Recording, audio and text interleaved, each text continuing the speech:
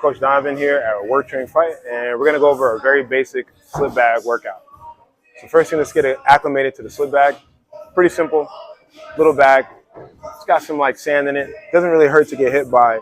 Great tool for you to work on your defense, work on your head movement, work on your footwork. So first round, we're gonna warm up with just shuffling. So half the round we'll shuffle as an orthodox fighter. Half the round we're gonna shuffle as a southpaw fighter. So regardless of your stance, make sure you got a left foot and a right foot. If I'm a righty, the right leg goes back, orthodox, boom. My left is still on the left, my right is still on the right. If I'm a lefty, southpaw, same idea. I bring that left foot back, my left is still on the left, my right is on the right. Make sure you have respect for that, all right? As you shuffle in and out against an opponent, you gotta be in position to still access getting your head over that front knee, whether you're weaving or slipping, you gotta be able to throw that rear hand.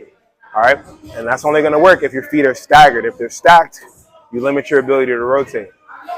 So now again, keeping my stance. For the first half of the round, I'm going to be orthodox. Second half of the round, I'm going to be southpaw. I'm going to give the bag a little push. I'm just going to shuffle back and forth for half the round as an orthodox, managing my body position. In this scenario, I've got a mirror in front of me, so I can get a visual cue as far as what I'm doing with my feet. If you got a coach with you or a partner with you, let them look at your feet and make sure you're not stacking up like you're on a skateboard or crossing your feet. Halfway through that round, we switch. And it's the same idea, shuffling in both stances, all right? The next round, we're gonna introduce switching our stance. Very simple technique we're gonna do. Just gonna turn over our stance, all right? So now this is where it's important that we keep our feet on their respective sides. So essentially what we're going to do is, instead of shuffling backwards, every once in a while, we're just going to switch by bringing our front foot to the back. Now, if my feet are stacked up like I'm on a skateboard, I'm going to end up swinging like a gate or like a door to get my leg to the back. If my feet are staggered, I got a left and I got a right, my left leg can go straight back, and it's going to be a lot smoother, it's going to be a lot quicker, it's going to be harder for your opponent to see. You'll be able to defend yourself more effectively with this footwork. So this is what the drill looks like. We give it a push, the same as before. We start out with our shuffle. As I'm moving back and forth, I want to keep my weight in the back. I don't want to be falling in as I go forward. All right, keep my weight back. And then I just switch, and I keep my shuffle. Now you may switch and miss your opportunity. Just bounce and then go back to your slide, all right? For these first two rounds, again, we're trying to get warm. We want to make sure we're moving the whole time, getting our heart rate up, and also just getting more and more reps of moving our feet and doing things off of our footwork. So now we're already warm. Our next round, we're going to work on our head movement with the slip back. So we're going to keep it real basic. There's more things you can do than this. But what we're going to do is we're going to start out nose to nose at the back. We're going to give it a push. And we're just going to work on our slips.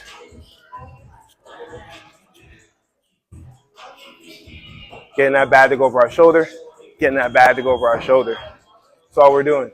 And when we feel good about it, we can start to slip and weave under that bag.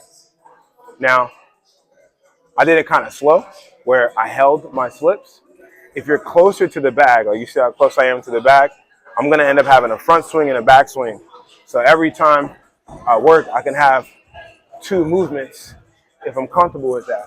The farther away I am from the bag, I may eliminate the opportunity to move my head twice. All right? I don't really get the opportunity to get the bag behind me. I might end up having it hit the back of my head. So keep that in mind. If you're more of a beginner, you're a little nervous, feel free to be a little farther from the bag. But ideally, I'm going to be nose to nose and be in a position where I could just move all the time. All right? We're not going to worry about pivoting and stuff today.